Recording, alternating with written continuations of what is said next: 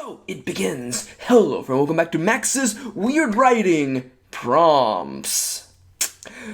On today's episode, I have something a little special. We have been dealing with a lot of different subjects recently, and in the midst of me preparing myself for this recording session, an idea struck, and I realized I had to just run with it. But before I go anywhere, if you're new to today's process, allow me to explain to you how this video is going to go.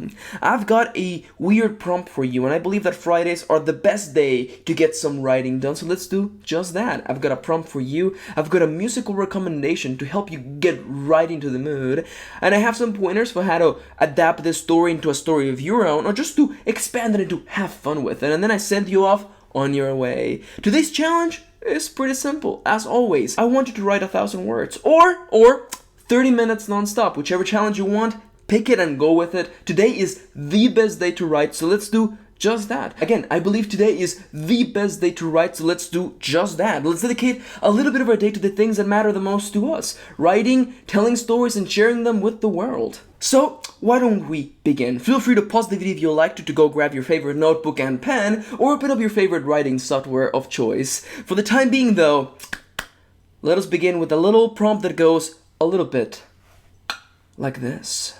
Letters that kill. Write about a character who happens to be the leader of a group of people trying to overthrow a tyrannical government. The catch: this character has just received a letter and are about to open it when their closest ally knocks at their door. Double catch: this character doesn't know it yet, but the letter contains tangible proof that their so-called closest ally is actually a traitor.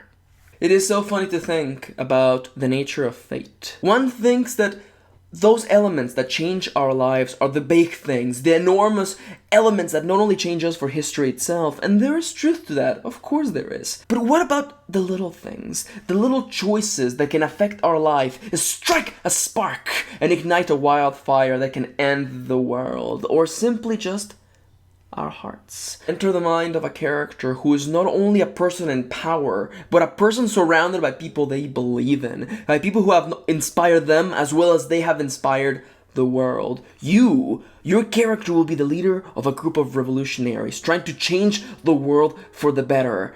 And suddenly, they receive a letter. Like they do, they receive many pieces of intel from their scouts and their spies, but suddenly, a knock comes at the door. And who it is? Their closest ally, their closest friend, someone who they have known for years, someone who has fought alongside them. And then we arrive at that magical moment, the magical instant, almost as though time's slowing down. What does your character do? Do they choose to read the letter? Or do they rush to open the door? After all, isn't it their closest ally, their friend, maybe even a lover, someone who means the world to them? In life, it is so easy to forget about the little things. It is so easy to forget about the little moments in which we made a choice that seemed almost insignificant, and yet it made a whole world of difference. Do you believe that letters have the power to kill? Do you believe that words written on a page can change the world, or can change at least one person's life? I have the faint feeling that we can all agree that there is something incredibly terrifying about the idea of creating a space, creating a movement, and filling it with people who are like-minded, people who believe in you and you believe in them, and realizing, with the opening of a letter, that this place you made may not be as safe as you originally thought. Is the world safe? Can there be meaning in a world where you can't trust the people closest to you?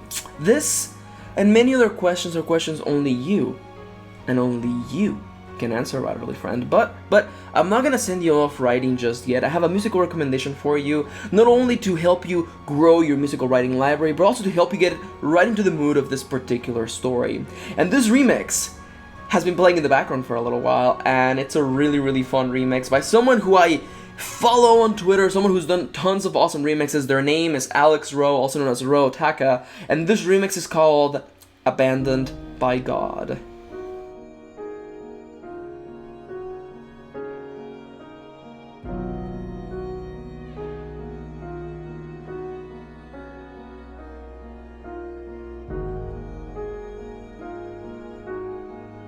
And once again, that track is called Abandoned by God, a remix of Maiden Astrea from Demon's Souls, originally released on the PS3, as done by Alex Rowe, aka RoeTaka. This remix, again as always, is coming to us from ocremix.org. It's a great website full of amazing, free-to-download video game remixes done by super talented people such as RoeTaka.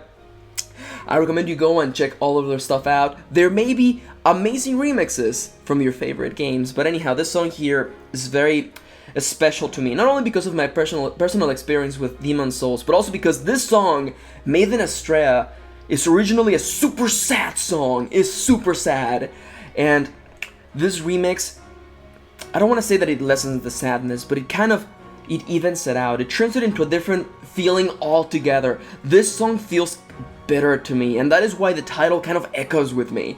Abandoned by God. You've been left behind by someone you trusted.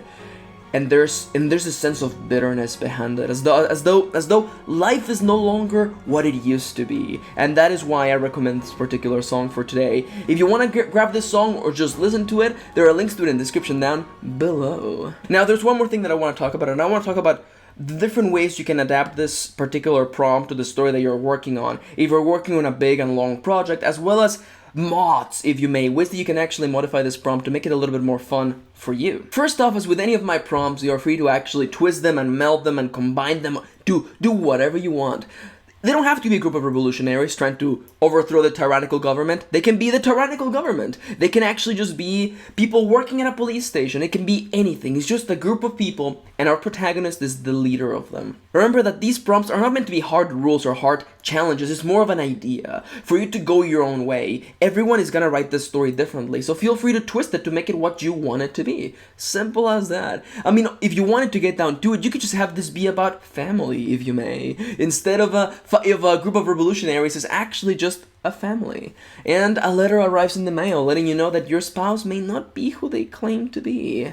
Little things like that. It's the same emotion. It is still an emotion of betrayal and the sense of bitterness at the idea that the world around you is not what you thought it was. Same feeling entirely. Now, if you're working on a story, I'm a big fan of betrayal. I am an enormous fan of realizing that things were not as they first seemed. And I don't think that every story out there needs the companion to turn around and go, haha, I was working for the enemy all along. But I think it'll be fun. In writing, you want to go with what seems the most fun to you, because that's what is going to pop out of the page and make the reader as excited as you are about it. And one more thing, as for a final point on twisting the story to make it even more fun, and I was thinking of adding this to the original prompt, but there was no way to fit it in there. Wouldn't this prompt be a lot more fun if that letter was actually entirely false? If that letter was giving you false information? If that letter was filled with lies? Ah, how delicious to begin mistrusting your friends at the word of a stranger. Oh, how beautiful it is to be in the eyes of someone in power who realizes they can't trust anyone around them. Isn't that terrifying? I think it is. And I think it is a delicious idea that you can maybe explore in today's writing session. You gotta give time to your art. You gotta give time to what you want to do. It is the only way you're gonna grow and develop as a writer. So do that. Dedicate a little bit of time today. 30 minutes it's nothing. It's the time of a daytime television show. 30 minutes. Go and write. Tell the story. Tell as much of the story as you can. And if it excites you, and if it inspires you to write more, write more. Tell a whole story based on this. Go ahead, it's yours. The moment you sit down to write, the prompt ceases to be mine. It's yours. Your work, your time, your writing, all yours, okay? Go out and make something awesome today. And as always, I want to thank you for watching. If you decide to write, feel free to tag me on Tumblr, tag me on Twitter, post it in the comments down below. I want to see what you have to say. And if you have ideas for future prompts as well, leave them down in the comments below. Again, thank you for watching. Thank you for spending a little bit of your day with me. And go out and get some writing done, okay? Today is your day. Get some writing done.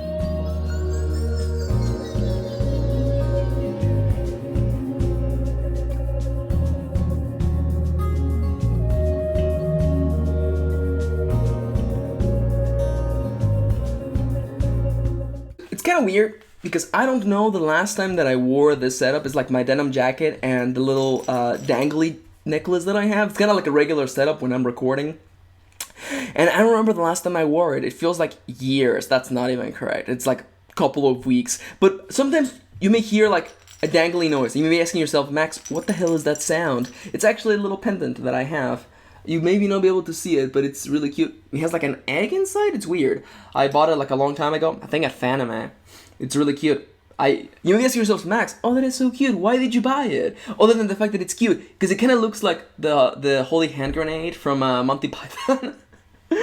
That's exact. Max buys cute jewelry because it reminds them of Monty Python and the Holy Grail. That's right.